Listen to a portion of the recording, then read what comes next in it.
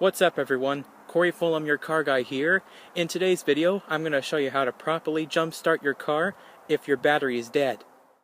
It's happened to all of us when you leave your car lights on, or if your battery just drained for some reason, and you need to jump. Right here in my 1987 Nissan Micra, the battery's dead. Because it's 7 years old, it's pretty old. Battery's lasted about 4 years on average. As you can hear, the car won't turn on, so I'm going to show you how to safely and properly jump a car. First, you're going to need jumper cables, and you need to get a good car with a good battery and bring it up to the car with a dead battery so that the jumper cables can reach both batteries.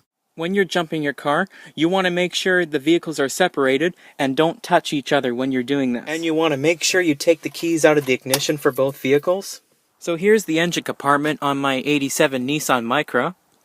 And right over here, we have this battery over here. This is the one that's dead.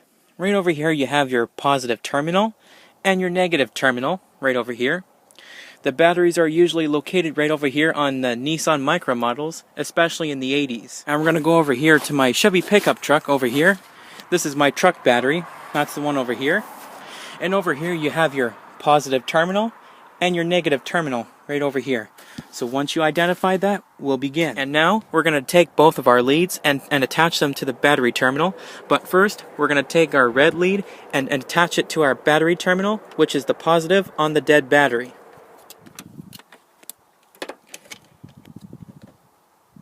As you can see, the copper pieces are touching the metal on the terminal. If you want, you can wiggle it around a little bit. Just make sure you get it in there good. The reason why you attach the red lead to the positive terminal first is because the dead battery doesn't have as much energy as the dead battery. So starting here is the safest. So you want to take your ground and just put it on a piece of plastic. You don't want your ground touching any bare metal, plus then you'll be grounding it out. We're just going to leave it there for now. We're going to connect it to the battery in a second. And we're going to go over to the good battery on my truck, and we're going to grab both of our leads just like we did before and don't touch them together. And we're going to take our red one, put it on the positive terminal, which is also red, over here.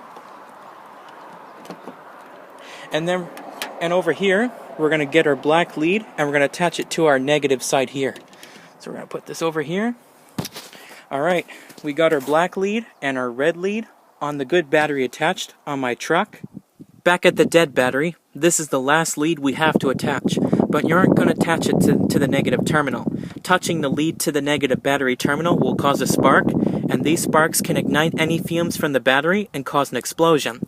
Batteries can create hydrogen gas, especially when they're run down and not working properly, and hydrogen gas is explosive. So to put it safe, just find another grounding point. Some cars have a ground spot away from the battery specifically for jumping your car, so check your owner's manual. If not, find a bare piece of metal for our ground. That isn't a moving part and that isn't attached to an electrical component. So when looking for our ground, here's a nice bare piece of metal over here. You can get a good ground over here, and we're trying to avoid sparks next to anything flammable, but this isn't a spot that I want to use. It's a good bare piece of metal, so you get a good ground, so I don't want to use that spot over here.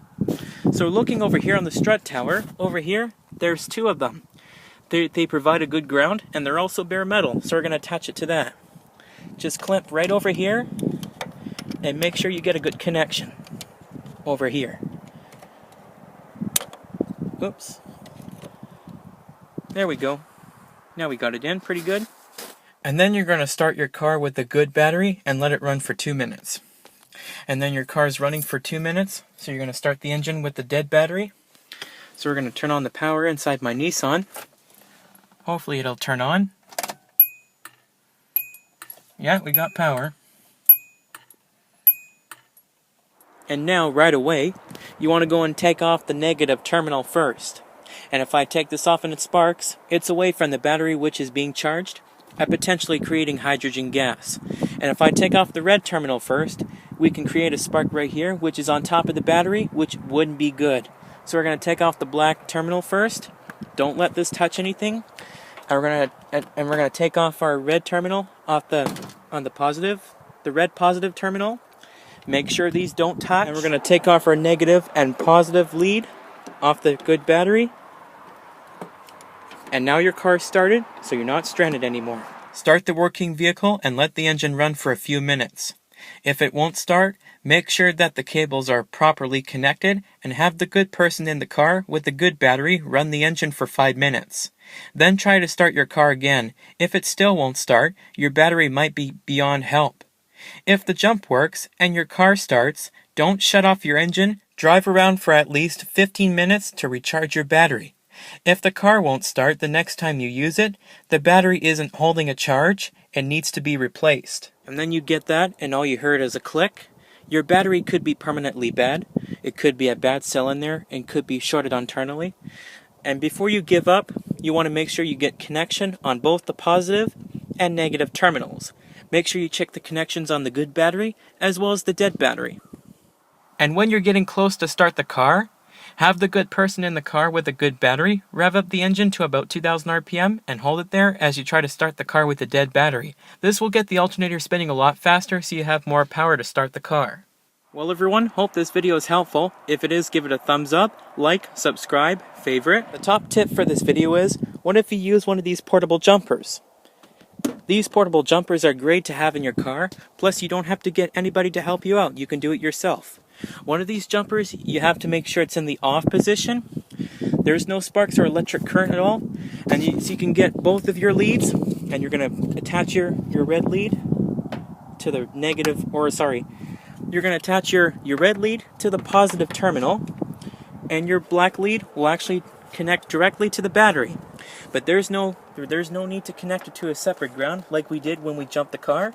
Plus, like I said, there's no sparks or electric current, and also we can connect it directly to the battery's negative terminal.